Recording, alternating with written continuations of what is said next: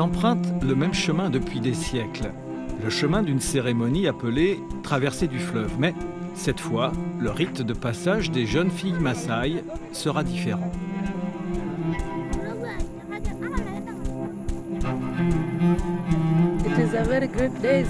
C'est un jour important, une grande fête se prépare. C'est aujourd'hui que les petites filles deviennent des femmes.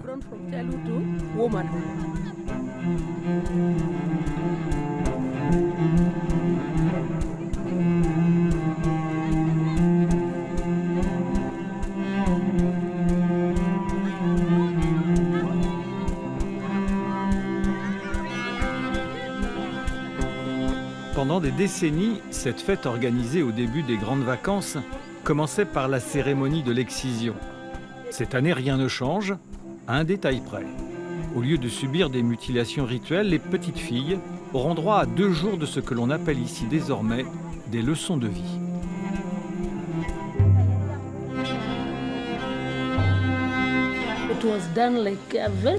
Avant, on organisait une grande fête qui n'avait rien de pédagogique. C'était la tradition de faire une grande fête, rien que pour les femmes. On abattait un mouton pour chaque fillette. Les hommes n'avaient pas le droit d'en manger, seulement les femmes.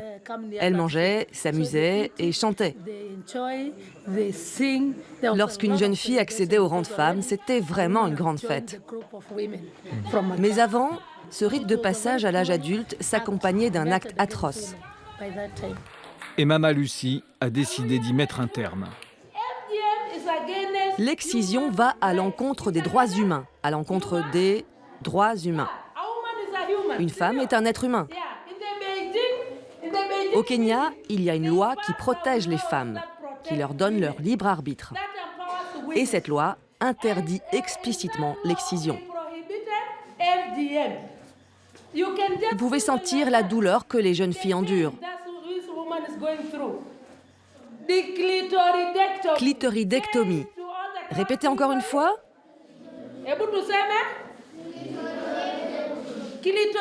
Clitoridectomie. C'est une opération qui consiste en l'ablation du clitoris, sans forcément procéder à l'ablation des grandes et des petites lèvres. Imaginez, vous imaginez la douleur que ressentent ces filles?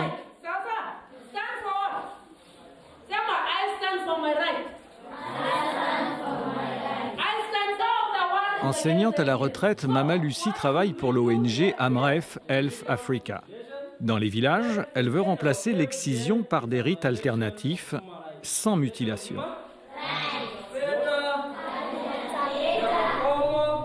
Avec une infinie patience, elle a déjà réussi à convaincre une ancienne exciseuse d'abandonner sa pratique.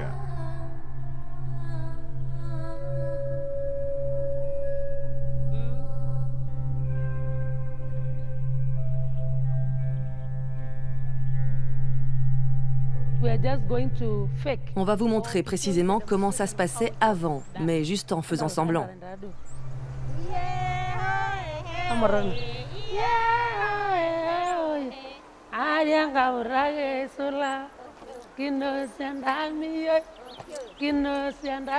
Au cours de sa vie, Madame Kou a mutilé plus de 150 fillettes. Pourquoi j'ai fait ça? Parce que je voulais faire de ces petites filles des femmes. Ma mère aussi était exciseuse. Je ne l'ai pas fait de gaieté de cœur. Certaines saignaient beaucoup. On le faisait pour de la viande que les familles nous offraient en échange.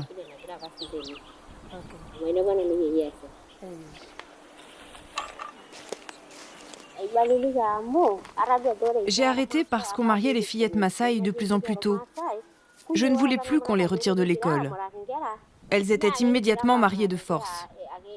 Et puis j'ai découvert que dans un village voisin, les petites filles qui n'étaient plus excisées continuaient à aller à l'école. Après le rituel, les jeunes filles étaient nourries à l'excès jusqu'à leur mariage. L'opération, elle, se déroulait dans des conditions d'hygiène lamentables.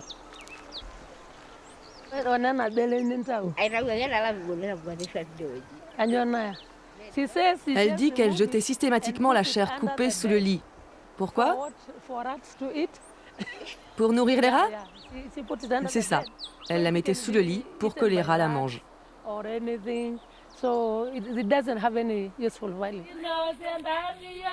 Pour célébrer l'événement, un jeune arbre venait ensuite orner la maniata, la hutte de la jeune femme.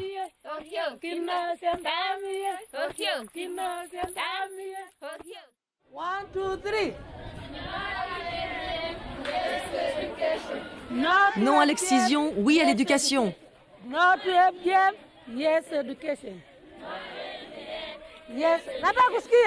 Avec les jeunes Maasai, fini les reconstitutions pour caméras occidentales. Ici, c'est à l'horreur de la réalité que Lucy veut confronter ses adolescents pour marquer les esprits et enfin changer les mentalités.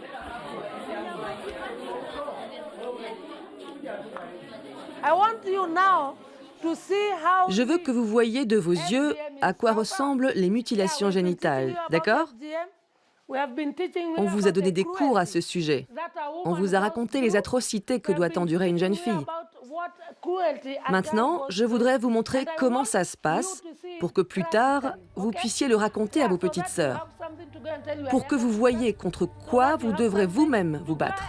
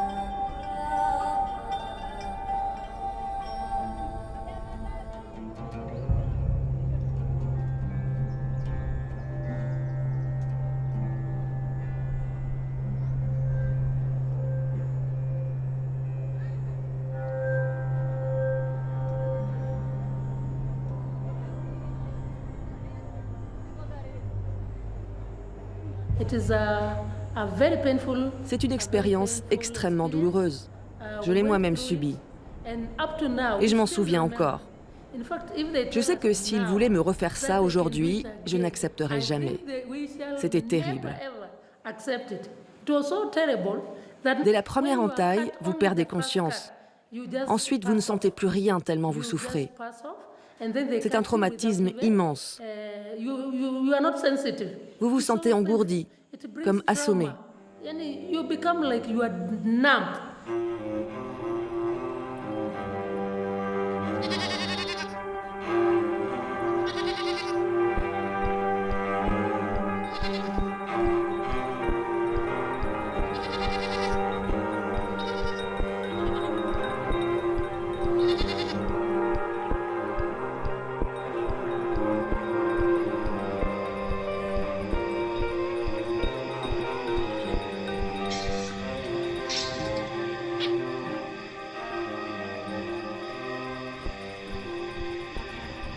Lucy n'hésite pas parfois à convaincre les plus réticents, les moranes, jeunes bergers et futurs époux. Elle commence par leur demander la différence entre une femme excisée et une qui ne l'est pas.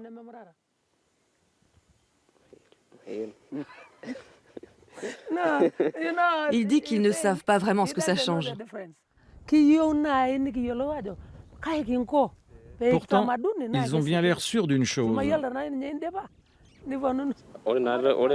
Dans notre ethnie, on ne veut pas de filles non excisées. Je ne voudrais que d'une femme excisée.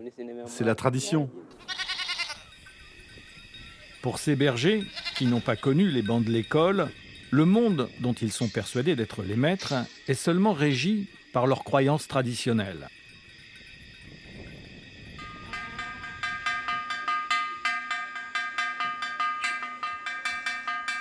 Alors, pour les plus jeunes, Lucy reprend son bâton de pèlerin avec la même pédagogie basée sur l'exemple.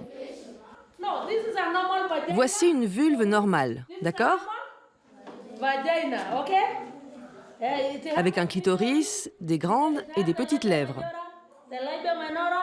La vulve est complète et vous devez toutes en avoir une comme ça. Ici, il n'y a ni clitoris, ni petites, ni grandes lèvres. Il n'y a plus rien. Pour l'infibulation, on retire le clitoris, les lèvres et ensuite on suture. Et la seule personne qui peut ouvrir ça, c'est le mari. Vous imaginez? La souffrance que ces femmes doivent endurer, jour après jour. Et ça se passe en Afrique, au Kenya, encore aujourd'hui. Des tissus cicatriciels peuvent se former. Ça arrive quand les instruments n'ont pas été stérilisés.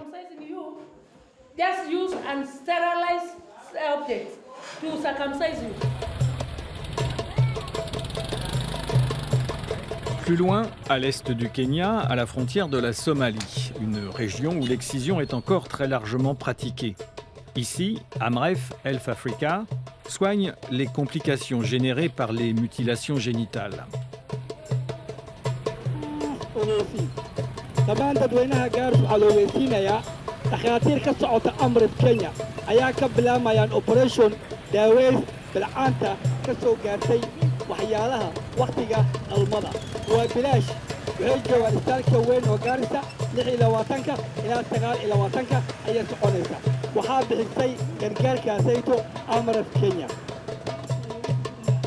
Ici, à la frontière orientale, un habitant sur deux vit sous le seuil de pauvreté. Environ 80% de la population est analphabète et la polygamie est courante.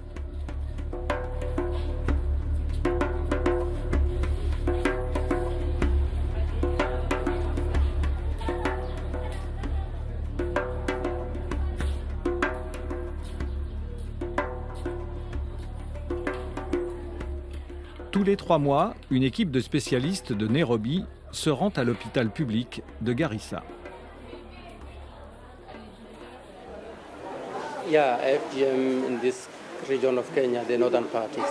Dans les populations nomades, 98 à 99% des femmes sont excisées. Les raisons sont d'abord culturelles. Les gens pensent que l'excision fait partie de leur culture, et puis cette pratique est aussi associée à la pratique de l'islam. Ici, les grossesses chez les adolescentes et le mariage des enfants sont choses courantes. La plupart des filles ont leur première grossesse dès l'âge de 12 ou 13 ans. La combinaison de l'excision et des grossesses précoces ne permet pas aux jeunes filles un développement normal du vagin et du pelvis. Cela peut provoquer des fistules entre l'urtère, le vagin et le rectum.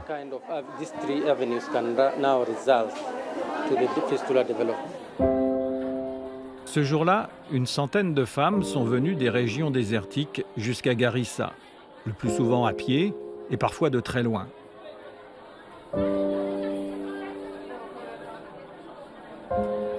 Christine, infirmière, peut examiner dans la journée jusqu'à 50 femmes. Rien qu'aujourd'hui, nous avons eu plus de 10 patientes atteintes d'incontinence urinaire ou fécale. Cela survient le plus souvent après un accouchement.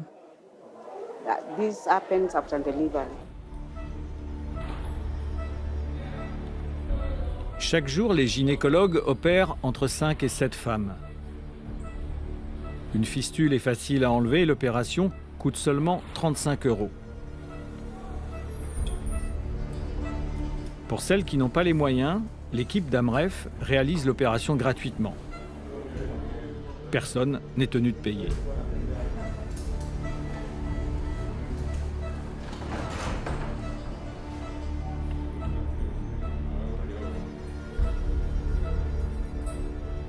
La pratique de FGM favorise une mauvaise cicatrisation et ça a fait qu'il y a une contraction vaginale. Donc le vagin se rétrécit, ce qui fait que quand la personne maintenant va mettre au monde, il n'y aura pas une distance. Donc le vagin est trop petit pour favoriser donc, le passage du bébé, ce qui fait que donc ils vont avoir une rupture ou bien une fistule vagino-rectale. Ce jour-là, l'équipe a pu venir en aide à 50 femmes qui endurent bien plus que des complications médicales. S'y ajoute en effet généralement le poids des préjugés. Souvent considérées comme impures, elles sont fréquemment rejetées par leur communauté. J'ai accouché d'un enfant mort-né. Quand mon mari a vu que j'étais incontinente, il m'a quittée.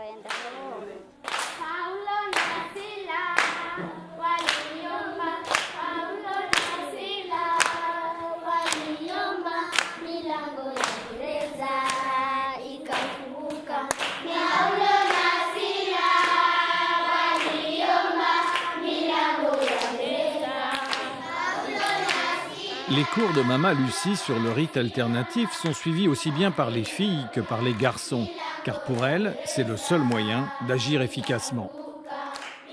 La principale raison pour laquelle je me suis engagée dans ce combat, c'est que dans la tradition, une fille Maasai est martyrisée et ne peut plus aller à l'école. Elle est mariée de force très tôt. Et moi, je suis une Maasai, mais je suis aussi une femme qui a bénéficié d'une éducation. Je trouve que nous n'agissons pas assez pour garder nos filles à l'école. C'est pour ça que j'ai dit non. On doit parler aux jeunes filles afin qu'elles puissent continuer à aller à l'école et améliorer leurs revenus ainsi que celui de leur famille.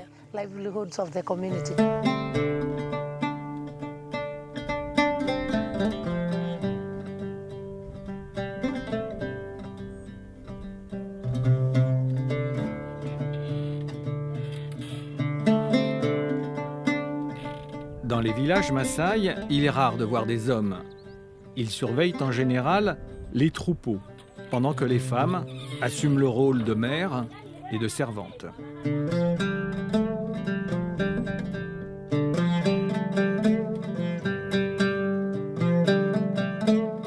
Je me lève à 5 heures et je prépare le petit déjeuner pour les enfants. Puis je vais chercher de l'eau à 5 km d'ici. Une fois rentrée, je lave la vaisselle. Ensuite, je m'occupe des animaux. Parfois, je vais au marché. Je vends des bijoux en perles. Ça me permet d'acheter de quoi manger.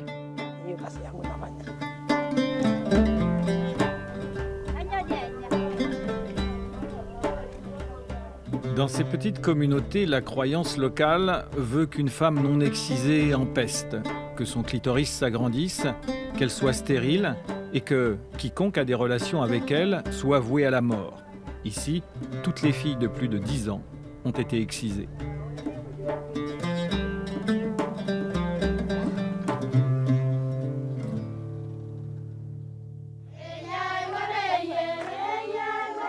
Après 3 jours de préparation au rite de passage alternatif, les jeunes filles se préparent maintenant pour le dernier acte. Visiblement, le message est passé.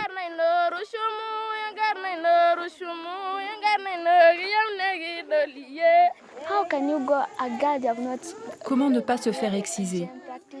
Je vais vous le dire. Quand on a suivi ce cours anti-excision, on sait ce que ça veut dire. On connaît ses droits. On sait quelles conséquences ça peut avoir. Il ne faut pas se laisser faire. Moi, jamais je ne le ferai, parce que je ne veux pas détruire mon avenir.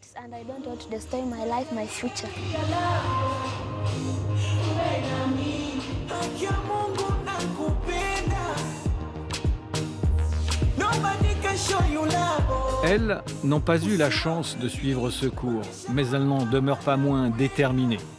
L'ambiance, certes, semble décontractée, mais derrière la façade se cache une autre réalité, car ces adolescentes ont dû s'enfuir de chez elles pour éviter l'excision.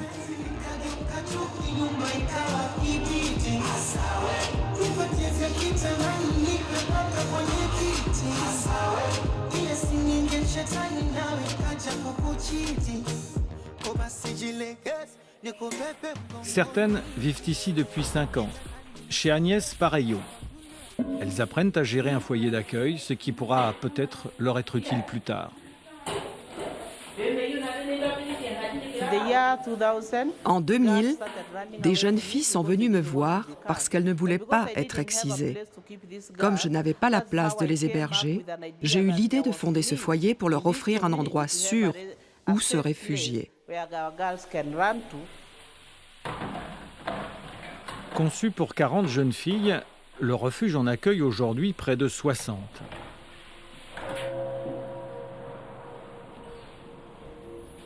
Comme elles ne peuvent pas retourner chez elles, trop nombreuses, elles doivent partager les lits.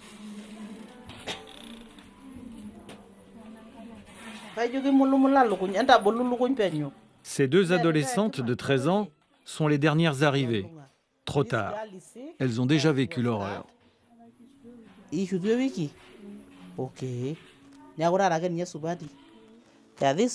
Elles ont été excisées et souffrent. La police a arrêté leurs parents. Elles ont été amenées ici pour être protégées et pouvoir témoigner plus tard lors du procès. Toutes les jeunes filles du foyer fréquentent des écoles du voisinage et parlent déjà bien anglais. Mais elles ne peuvent pas sortir du foyer car elles risqueraient d'être ramenées de force dans leur village.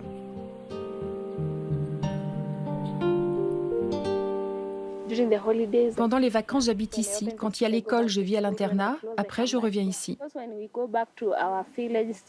Si on retourne au village sans diplôme, nos parents vont nous faire exciser, nous marier. Mais on ne veut pas. Alors on reste ici et on essaie de finir nos études. Comme ça, plus tard, on pourra aider d'autres jeunes filles. Je n'en veux pas à mes parents. Je leur pardonne. Si je rentre chez moi après mes études, ils seront peut-être fiers de moi parce que j'aurai atteint mes objectifs. Ce foyer a déjà sauvé 350 jeunes filles.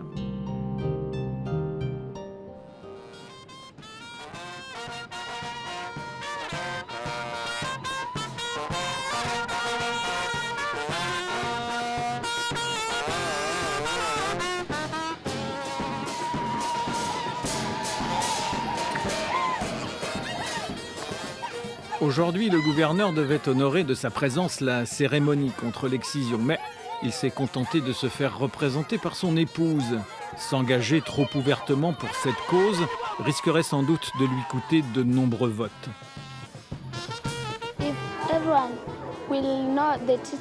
Si toutes les filles assistaient, ne serait-ce qu'une fois à ce genre de cours, elles seraient conscientes des causes et des conséquences de l'excision. Et je pense qu'alors, on en aurait fini avec les mutilations génitales à l'intérieur de nos communautés.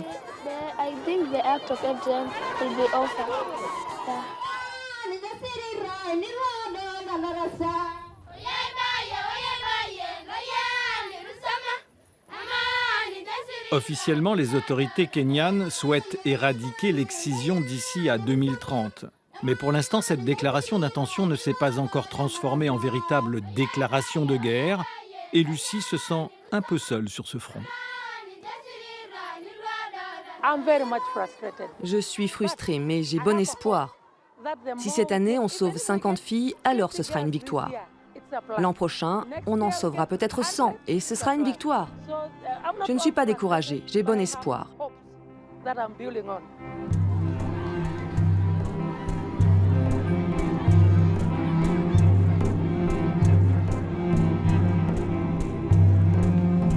Depuis 2009, au total, 40 rites alternatifs se sont tenus au pied du Kilimandjaro. Et 16 000 adolescentes y ont pris part. L'UNICEF estime que chaque année, dans le monde, environ 3 millions de jeunes filles sont victimes de mutilations génitales, soit une toutes les 11 secondes.